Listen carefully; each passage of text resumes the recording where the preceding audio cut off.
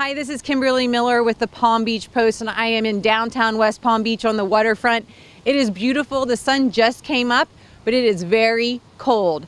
I just talked with the National Weather Service in Miami, and they gave me a temperature at Palm Beach International Airport of 38 degrees this morning. Now, that was just before 7 a.m. It might have dropped a little bit since then.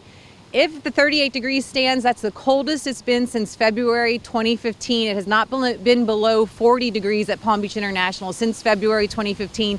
If it goes to 37 or below, that could be the coldest since we had that terrible cold snap in 2010.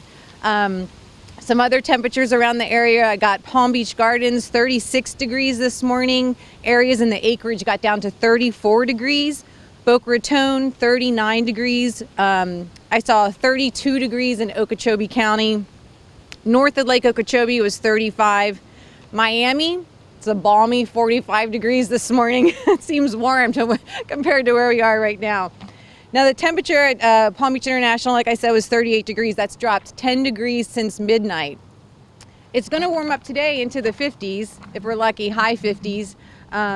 But it's going to be a similar situation tomorrow morning. 39 degrees is the forecast for Palm Beach International Airport. The farmers tell me that they were not flying helicopters this morning because we have this wind, and what that does is mixes the air. So even though the dense cold air might sink to the surface and hurt the vegetable plants, the wind mixes it up, so the warmer air on top kind of moderates it. The wind is supposed to die down tonight, so they're thinking they're going to have to start flying the helicopters maybe tomorrow at dawn or even overnight. The reason for this cold snap is because we had the jet stream plunge down, but also there's that low pressure system off the coast that formed yesterday. Right now it's off the Carolinas, and it is headed to the northeast with blizzard conditions.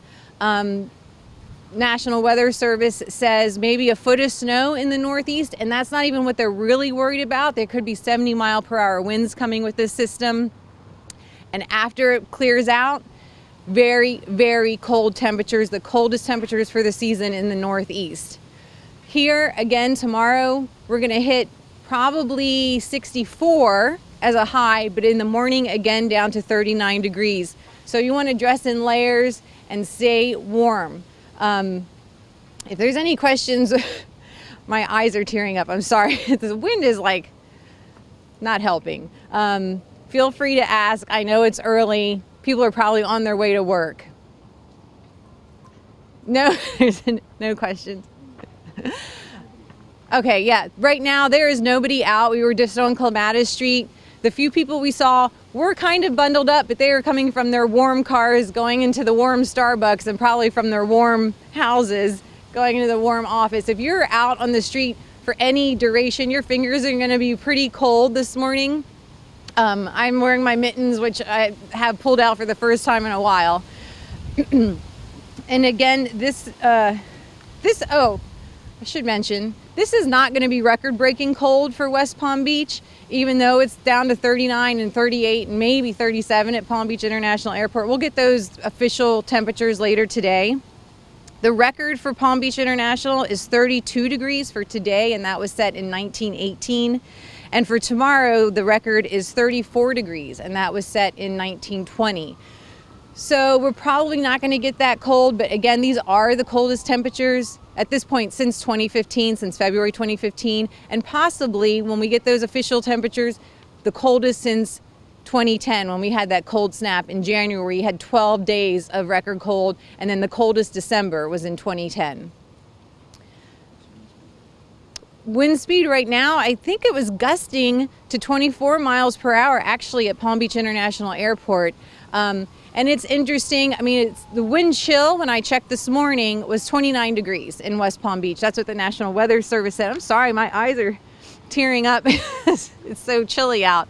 I'm not used to this temperature. Now, I grew up in Maryland where it gets pretty cold, and lived in Colorado, but I've been here for over 20 years, so not used to it. So again, wind chill was 29, and we do have a wind chill advisory until 10 a.m. this morning. That's probably going to go into effect again overnight tonight. 39 degrees is the temperature for tomorrow morning, very similar to this morning. And because we're not going to have the wind mixing the air, the farmers said they're probably going to have to fly the helicopters to protect the vegetable crop. The vegetables are the most vulnerable to the cold. You might have wanted to cover your vulnerable plants, succulents, overnight, maybe again tonight. We couldn't get frost. Even when it's not freezing temperatures, you can still get frost.